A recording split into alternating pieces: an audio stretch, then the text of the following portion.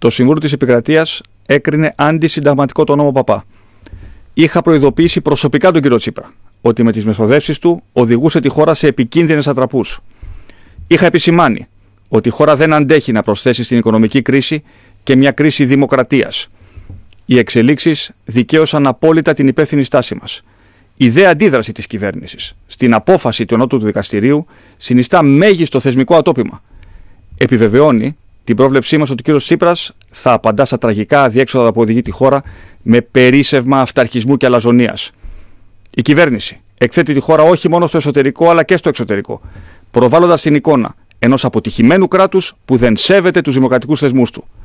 Αποδεικνύει ξανά πόσο επικίνδυνη είναι για τον τόπο σε αυτή την κρίσιμη στιγμή. Αντί να στρέψει όλη της την ενέργεια στην ανάταξη της οικονομίας, προσπαθεί να χειραγωγήσει θεσμούς με μόνο σκοπό την παραμονή στην εξουσία. Η Νέα Δημοκρατία, η μεγάλη παράταξη ευθύνης, ενώνει όλους τους πολίτες που δεν ανέχονται την υπονόμευση του κράτους δικαίου. Καλώ τους πολίτες σε δημοκρατική εγρήγορση.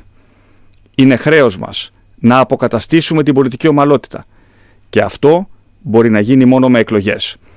Είναι ταυτόχρονα χρέος μου να δώσω λύση και στο τραγικό αδιέξοδο που δημιουργήθηκε στο τηλεοπτικό τοπίο. Γι' αυτό και η Νέα Δημοκρατία καταθέτει άμεσα εμπεριστατωμένη πρόταση νόμου για την αντιμετώπιση του. Η πρόταση επαναφέρει στο Εθνικό Συμβούλιο Ραδιοτηλεόρασης τις συνταγματικά κατοχυρωμένες αρμοδιότητές του και καταργεί τον παράλογο περιορισμό του αριθμού των καναλιών που πλήττει την πολυφωνία και τον πλουραλισμό. Η υιοθέτηση της πρότασής μας, σε συνδυασμό με τη συγκρότηση ενός Συμβουλίου Ραδιοτηλεόρασης αναμφισβήτητου κύρους, θα βάλει τέλος σε μια πολυετή εκκρεμότητα για την οποία όλα τα κόμματα εξουσίας έχουν τις δικές τους ευθύνες.